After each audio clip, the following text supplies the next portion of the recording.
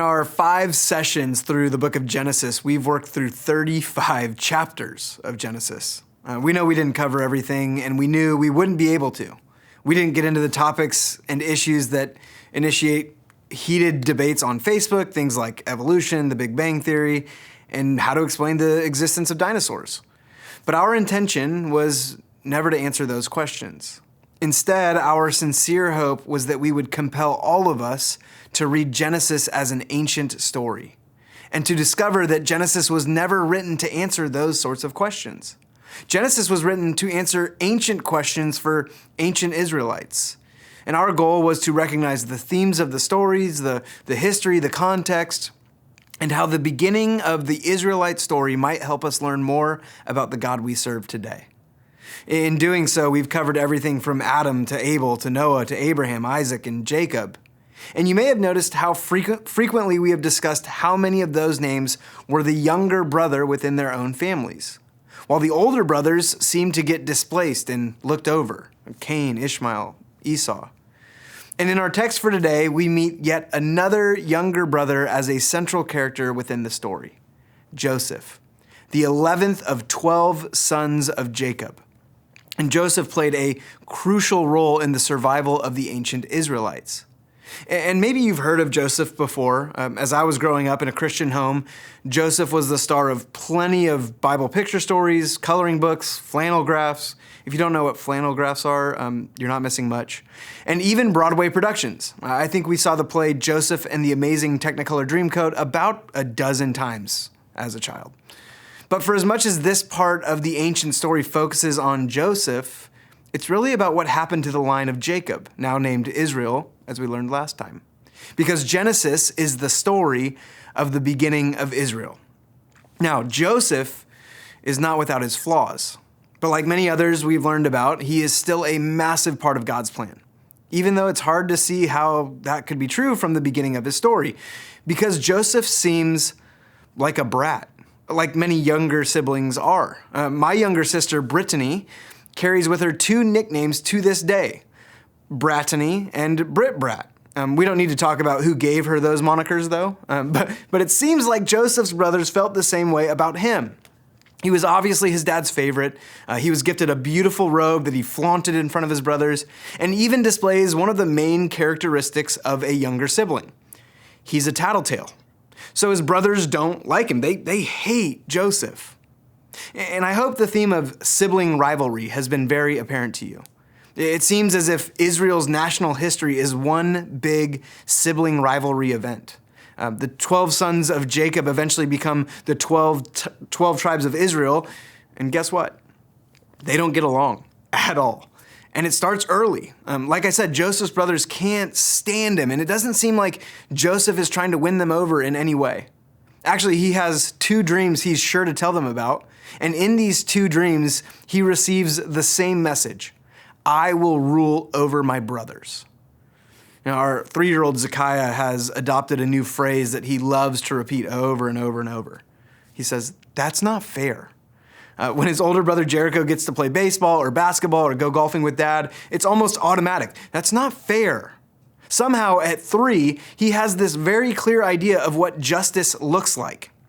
And I get it. It's a bummer he isn't old enough to play Little League or CYO or spend time golfing with dad.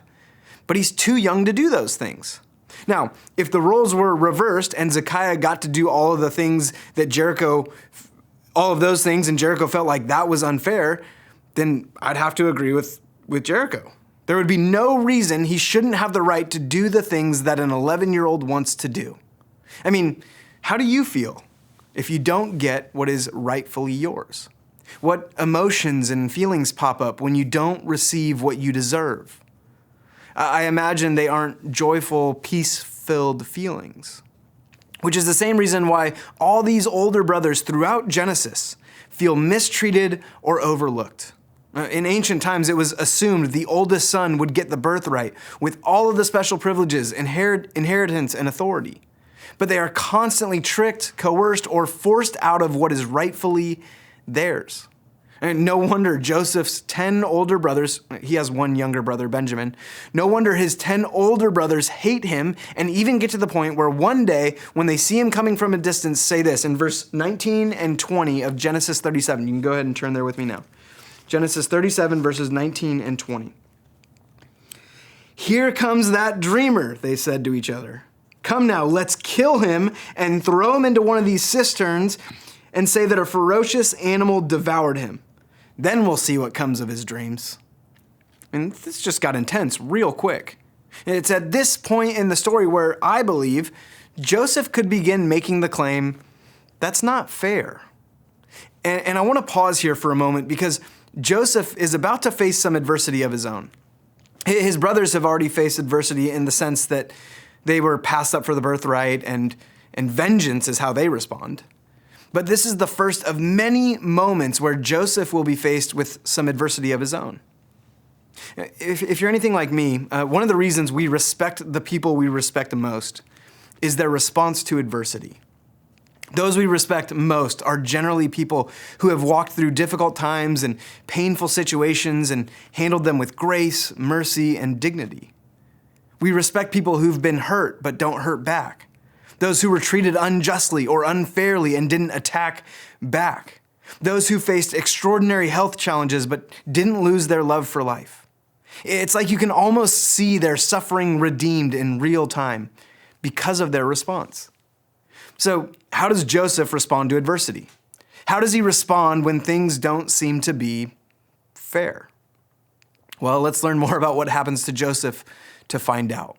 Now, fortunately for Joseph, his older brother Reuben urges his other brothers not to take Joseph's life. And they agree, and they take his robe and throw him into a cistern without killing him. When some Ishmaelite traders pass by on the way to Egypt, the brothers sell Joseph to them.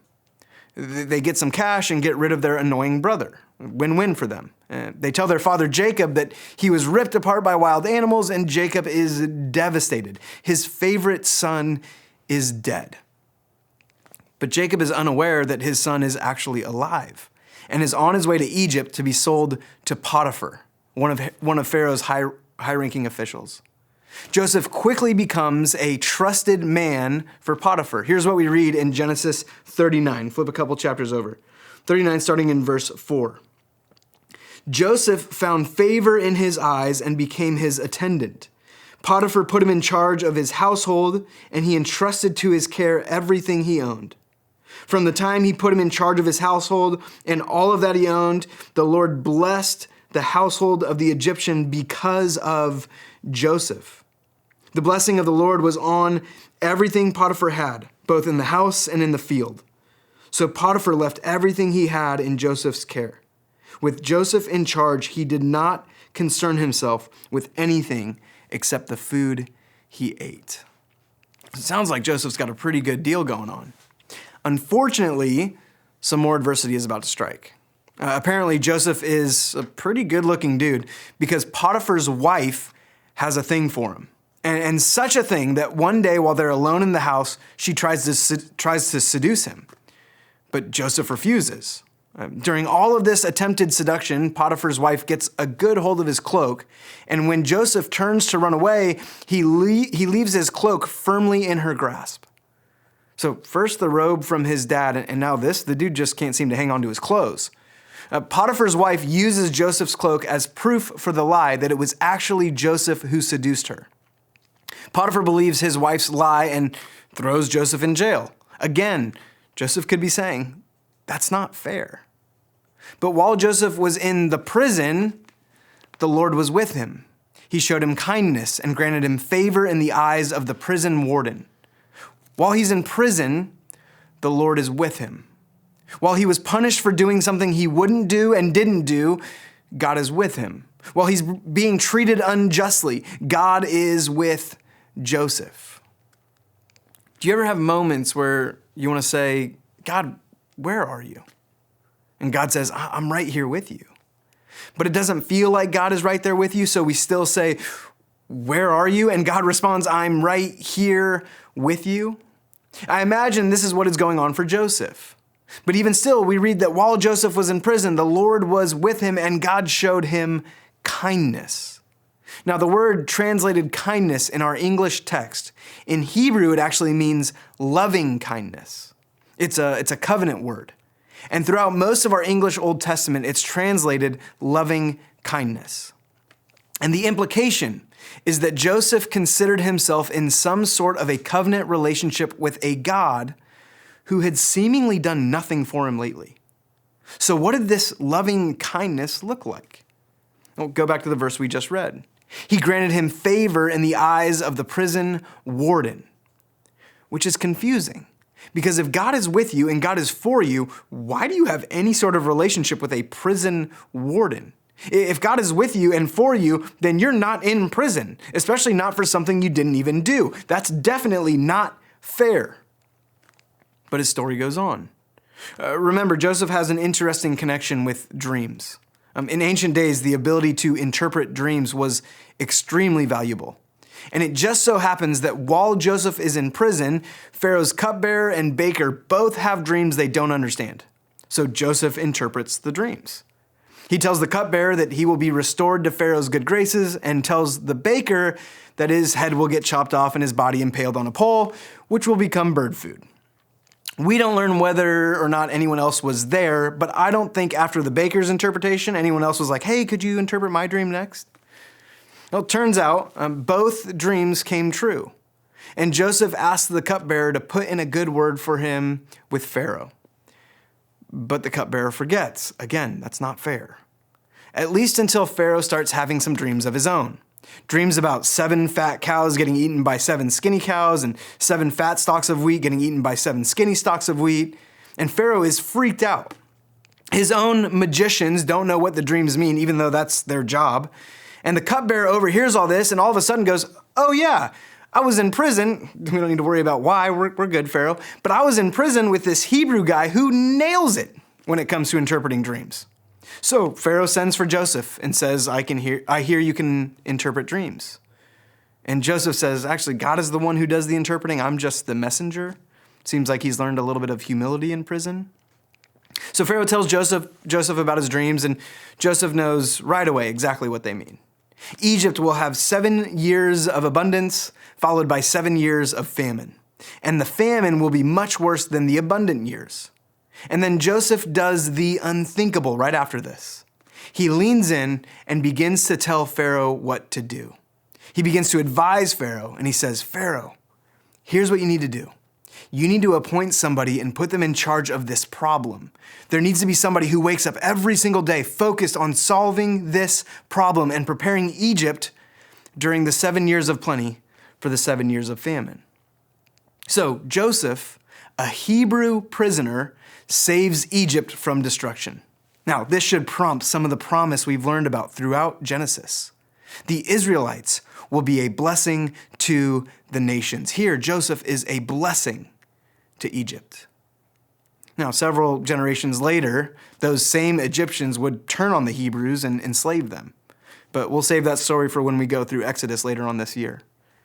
So, back to Joseph. Joseph is then promoted from prisoner to Pharaoh's right-hand man in charge of preparing for the famine. And Jacob and the rest of his family are still back in Canaan. When the famine hits Jacob really hard, he sends his remaining sons, except for his youngest, Benjamin, his new favorite, he sends them to Egypt to try and buy some grain. Now, if you remember, Abraham also went to Egypt back in Genesis 12 because of a famine. And just like in that story, when Sarah is a guest in Pharaoh's house, Joseph's brothers are now a guest in Pharaoh's house. This will also come up again in Exodus when we get there, when the Israelites are slaves to Pharaoh. So Joseph's brothers come to Egypt, and guess who they have to meet up with? Yup, Joseph. He recognizes them, but they don't recognize him. Instead, they bow down and worship him, just like the dream he told them about years ago. But this ancient story isn't about payback. There's a deeper lesson the author wants the readers to learn. Now, that's not to say Joseph handled this all with complete grace and compassion. Instead of revealing who he is, he accuses them of spying and tells them to bring back their youngest brother. And the brothers know that their father will absolutely hate this idea. Jacob's already lost one son and will be adamantly opposed to losing his next favorite child. But the famine is so severe that Jacob has to relent. He sends Benjamin with his other sons, and they end up having a great time in Egypt. But Joseph isn't done yet.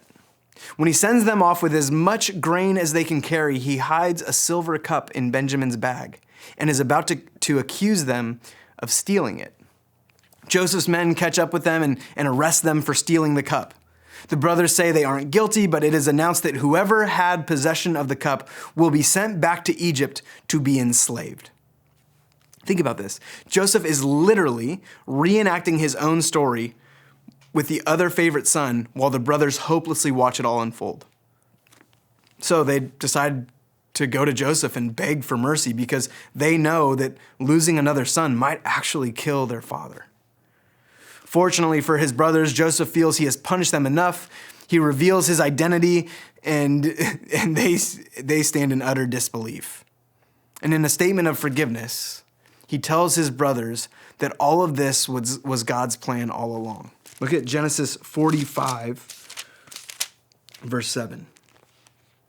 But God sent me ahead of you. This is Joseph talking. But God sent me ahead of you to preserve for you a remnant on earth and to save your lives by a great deliverance. So then it was not you who sent me here, but God. He made me father to Pharaoh, lord of his entire household, and ruler of all Egypt. This right here is what the author really wanted to convey to the audience. If you change a few words of these two verses, it would be very applicable to the Israelites after the Exodus and after their return from Babylonian exile. God is with us. God preserved us. He delivered us, and he will continue to do so, even though things don't feel fair. Overjoyed, Joseph sends his brothers back, and Pharaoh invites Joseph's entire family to join him in Egypt, giving them the best land available. Jacob hears the news and is beside himself, stunned and absolutely overcome with joy. Joseph is alive. Now, all of the Israelites migrate to Egypt and remain there as we end the story of Genesis. And they do really well in Egypt. Genesis 47:27, we read this. Now the Israelites settled in Egypt in the region of Goshen. They acquired property there and were fruitful and increased greatly in number. Now, after everything we have seen, after every mistake they made, God is still with the Israelites, blessing them and increasing their number, which is right in line with the ancient command that we started off with way back in Genesis 1, verse 28. As Genesis wraps up, Jacob, nearing death, blesses his son Judah, and in verse 10 of chapter 49 shares a blessing that points ahead to a king on whom all Israel's hopes will be placed. First, King David, but also traditionally understood to be referencing the one true king, Jesus. But there's one more little snag. Eventually, Jacob dies, and once they buried Jacob and had this elaborate funeral, they all come back to the land of Egypt, and the 10 brothers who sold Joseph into slavery get together, and they think, man, you know what? Maybe Joseph was just waiting for our father to die before he exacts his revenge. His brothers are taking on the posture of victims once again, something their brother Joseph easily could have done throughout his life. And so they go to Joseph, and the text says his brothers came to him and they threw themselves down before him, proclaiming, "We are your slaves." But Joseph said to them, Genesis 50, chapter 50, verse 19. Joseph said to them, "Don't be afraid. Am I in the place of God?" Am I in the place of God? Like, guys, don't you understand? God was in this. God worked through this. Am I in the place of God? The Septuagint, the Greek version of the Old Testament, this verse is written this way: "Do not be afraid, for I am God's." And what an incredible response. It's the response of someone who is confident God is with them. Throughout Joseph's story, being sold off into slavery, in prison, all of it, everything that happened that just didn't seem fair, Joseph was keenly aware of God's presence in his life. His response to adversity would be a lesson for all of God's people moving forward. There are circumstances we will face that will be less than ideal, Adversity we will come up against that won't feel fair, but God is with us. It's a theme that runs throughout the Old Testament and into the New Testament. God is with us. And maybe this is what you needed to hear today. God is with us. But let's take that one step further. I want to ask you a question. How would someone in your current circumstance respond if they were confident God was with them? I mean, Joseph could have constantly repeated the phrase, my son Zekiah loves so much. The Israelites throughout their history could have responded with the same phrase as well. It's not fair. I mean, Joseph had every right to play the part of victim, but how did he respond?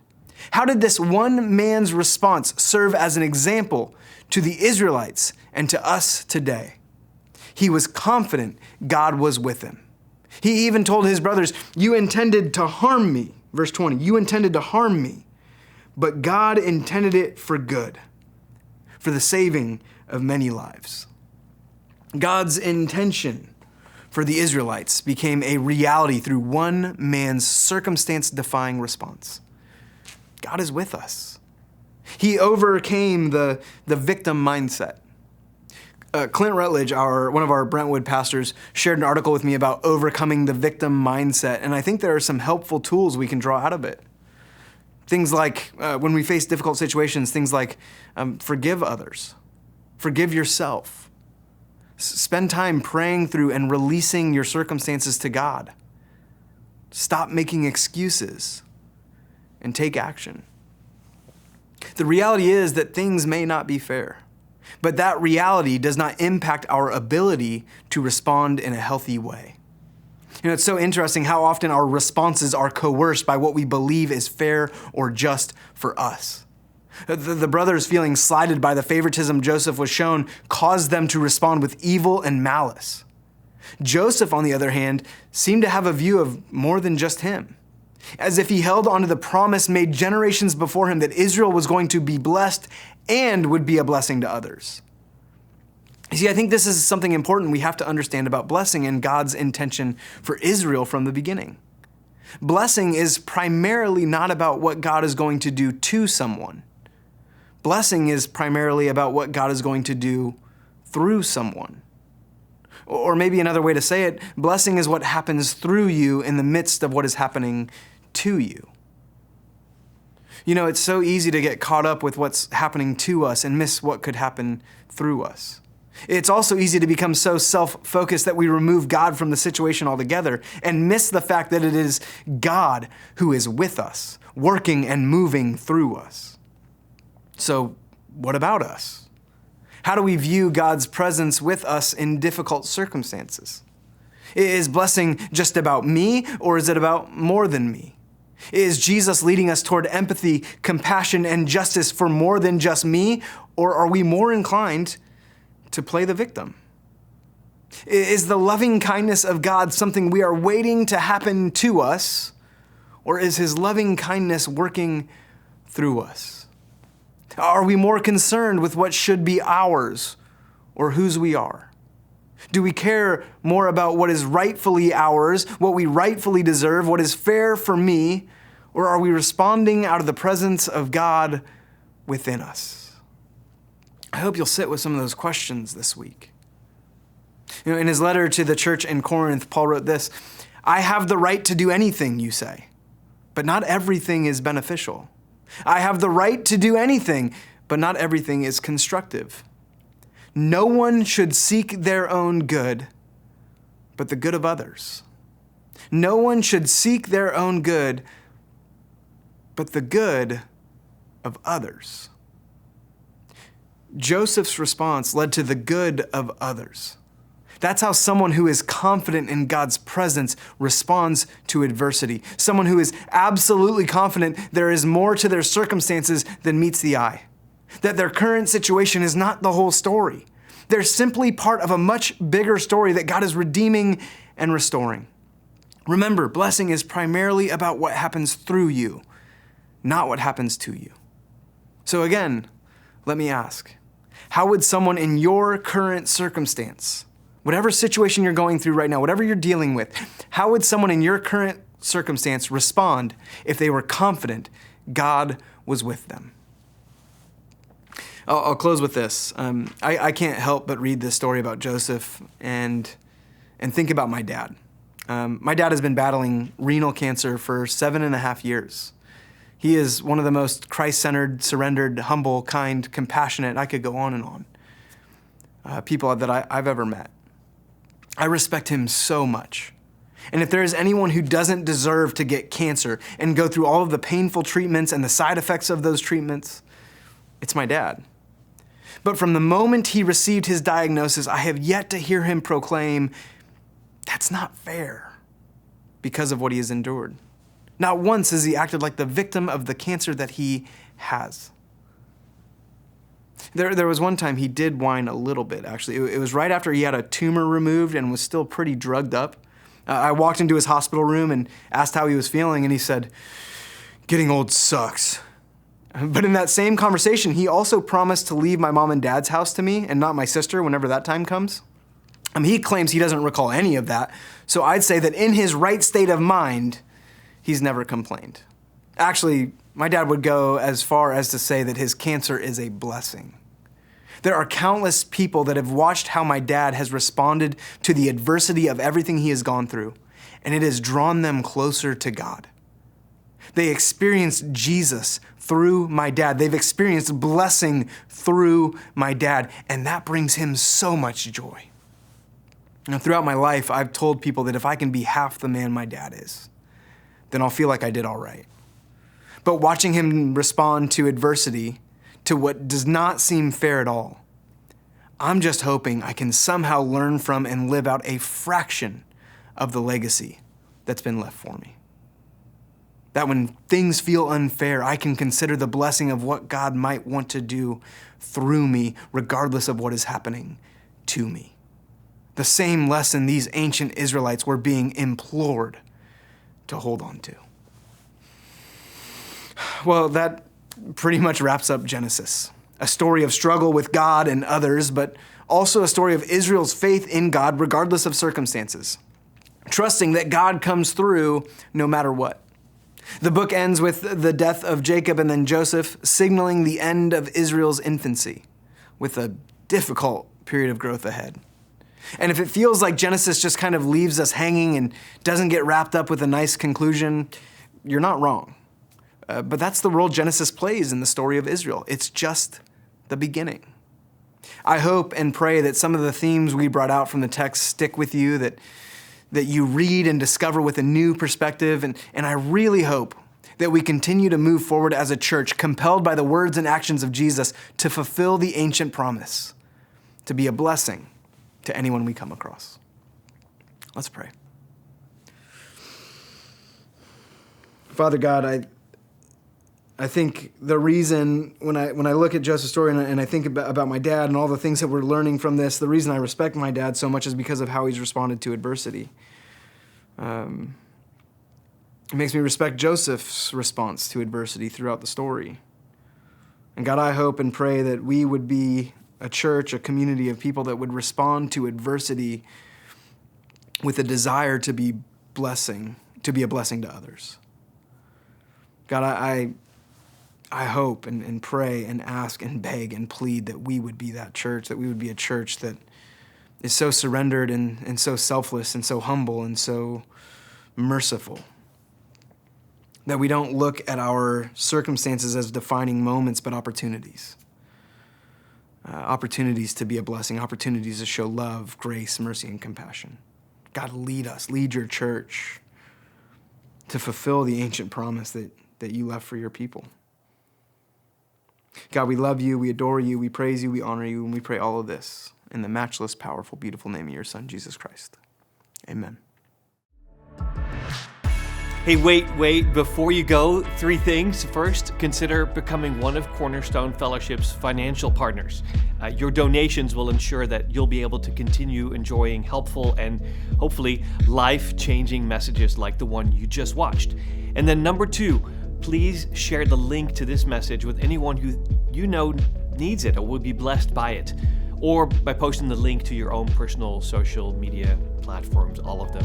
And finally, don't forget to hit that subscribe button and turn on the bell so you'll be alerted whenever we post more content. Thanks for watching.